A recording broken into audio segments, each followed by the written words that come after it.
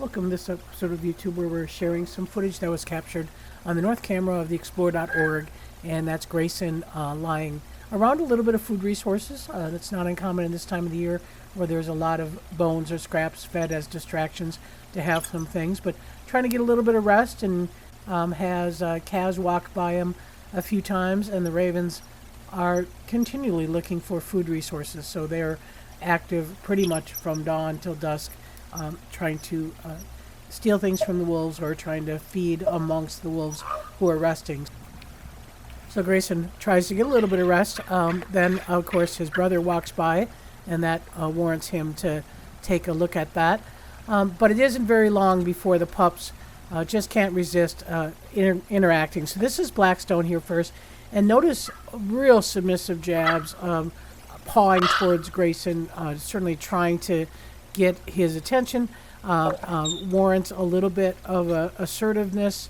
Again, we call that obnoxious submission from Blackstone. That comes from a Wolf Park ethogram, had coined that term, and we see it as well. It's just repetitive seeking dominance, and then Kaz comes over a little less social, a little less needy, but certainly responding to the food resource that Grayson is standing on. So when people watch this footage, a lot of times they say, why is Grayson disciplining them?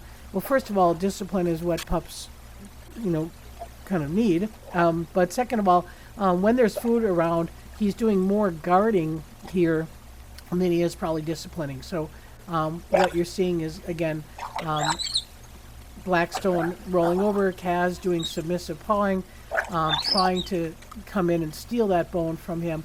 You see Blackstone's tail wagging low and tight, a little bit more insecurity about this encounter. Another behavior that's interesting is Blackstone doing a standover on top of Kaz. And Blackstone's not the most confident pup. He continues into what we call a squash behavior. Squash behavior is actually sitting on top of Kaz. And those are dominant behaviors, and oftentimes those are dominant behaviors from animals that are not as comfortable with direct, whether they be lip curls or growling or doing the things that Grayson is doing. So we do see Kaz being a little bit more likely to be in your face, whereas Blackstone, again, being a little bit more timid. So all this over a bone, and we have plenty of bones in the enclosure, but it certainly gets the wolves' interest peaked. And most challenging is that when Grayson is disciplining the pups, that gets Rika focused, and Rika does defend the pups, and especially Kaz, seems like more than anything. If Axel or Grayson are asserting dominance over the pups, she'll come over from behind, and she's getting quite a bit more confident now because she is a yearling approaching maturity. When she was younger, a lot of tail grabbing, and still does have quite a bit of tail grabbing, but we're now noticing, because she is maturing, that she's doing a little bit more face encounters. And that's likely to go in and change the pack dynamics as we go into winter. So one of the things that we're kind of watching for is Rika being the only female. As she reaches maturity, she's the dominant female. But one of those males is likely to pair up with Rika. Now, these pups are not likely to be in that state yet because they are being really shown a lot of rank hierarchy from both Axel and Grayson.